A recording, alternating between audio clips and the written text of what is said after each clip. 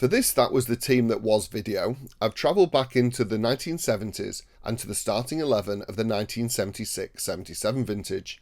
After a solid third place finish and runners-up in the FA Cup the season before, United were in Europe and fighting on four fronts. But remember, this is not about the review of the season. I've done that already, link is in the description. This is about the players who made up the starting 11 that campaign. Despite his best days being behind him, the United defence were marshalled by goalkeeping legend Alex Stepney, with his terrific instinctive saves, selfless bravery and tremendous self-confidence in his own ability. However, now at 34, the winner of everything but the FA Cup was prone to a blunder or two, which cost us crucial league points and had done for some time. You can quite easily argue that it was at fault for Jimmy Casey's goal in that year's cup final. Jimmy Nicholl was a tremendous fullback for the club. A teenager when the season began, the Ulsterman could use both feet and was as good a passer as anyone at the club. Very capable in the air, Jimmy was extremely comfortable on the ball and never made it easy for opposing wingers. Stuart Houston was an accomplished left-back, tough and resilient, with a large frame that gave the defence an advantage when facing a dead ball.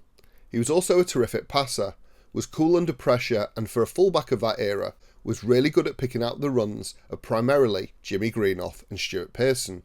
Playing over 50 matches in the season, unfortunately for him, he broke his leg just weeks before the final against Bristol City, which led to his place going to a very youthful Arthur Albiston. Sammy McIlroy took part in 57 matches this campaign, as much as anyone else.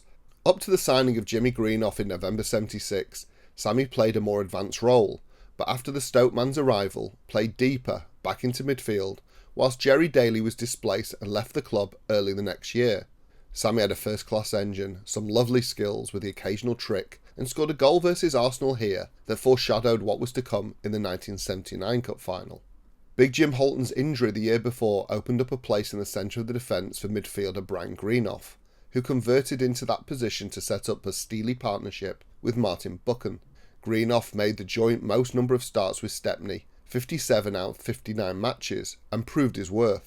Brian always gave his all, even though he was the junior partner to the skipper and wasn't in the same class. Adored by the Stretford end, Captain Martin Buchan was a class above most of the squad. The nicknames he was given, Mr. Cool or the Fonz, exemplifies what the Old Trafford faithful felt about his time on the ball and decision-making under pressure. But this was just one of the many facets to the Scotsman's game. He was also known as Rolls-Royce for his first-class engine. Buchan was blessed with tremendous pace, was also physically nimble, and read the game as well as anyone. As a package, he was everything you wanted in a centre-back, and deservedly lifted the cup as skipper on the 21st of May 1977. In Steve Coppell, United hadn't had a winger like this arguably since the 1950s. The Scouser was a hero at Old Trafford, kept things simple, beat his man with tenacity and pace, before 9 times out of 10 produced a cross that would worry any defence the side came across. Additionally, he also liked to help himself to a goal on occasion. Jimmy Greenhoff joined the club mid-season, playing 34 out of the 59 matches of the campaign. He still managed to get a dozen goals for himself, including a hat-trick against Newcastle. However, he'll be best remembered for his performance in the cup final, making Stuart Pearson's goal, and somehow having the dumb luck to involuntarily deflect in Lou Macari's wayward shot for the winner. Stuart Pancho Pearson had done just the trick in our promotion push 2 seasons earlier. Apart from great strength, Pancho was unselfish, with a lovely touch. Another strong part of his game was that he had the ability to hold the ball up as he waited for support. The fans' favourite on the pitch with his superb instincts for goal, as well as his customary fist pump celebration, Pancho Pearson scored 19 goals in the campaign, with his most famous one coming in the final.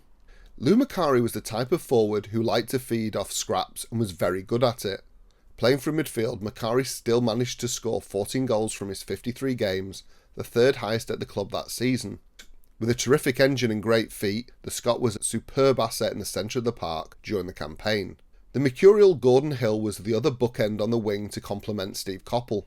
Full of tricks, running and not without a deft touch and cannonous shot, the king of all Cockneys became top scorer for the season with 22 goals in his 55 starts and 1 sub-appearance. So that was the first 11 for That Was the Team That Was 1976-77. What are your memories of the season, and would you have made any changes? Please write in the comments below and like, share and subscribe. Thank you as always for your support.